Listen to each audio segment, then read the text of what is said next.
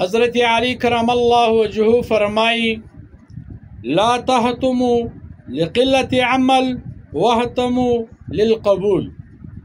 حضرت علی کرم الله وجهه فرمائی تاسی غم د دې مه کوئ چې لږ عمل مې وکئ، بلکې غم د دې وکړه چې زما عمل قبول سو که نه د قبول سوی د الله په حضور کې. ځکه نبی صلی الله علیه وسلم و حضرت معاذ ابن جبل رضی الله تعالی عنہ ته وفرمیل اخلص العمل یجزک منه القلیل.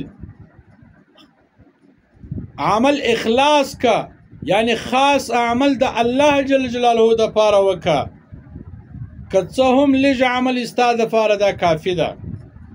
حضرت علی کرام الله وجهه فرمایي وایي د دې غم مه کوه چې لږ عمل مې وکئ، د دې غم وکړه چې زما عمل قبول سو که نه د قبول سوی، یعنی د قبول غم وخوره.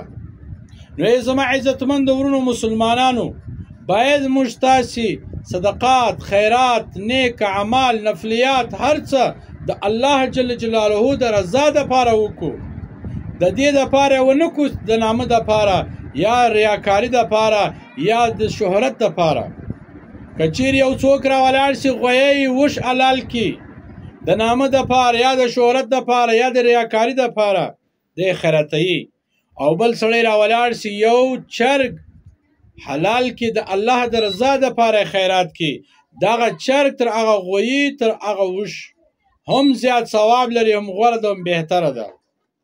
نو باید موږ تاسې که څه هم لږ عمل کوو خو د الله د رضا دپاره یې وکړو، هغه به زما او ستا دپاره کافي وي.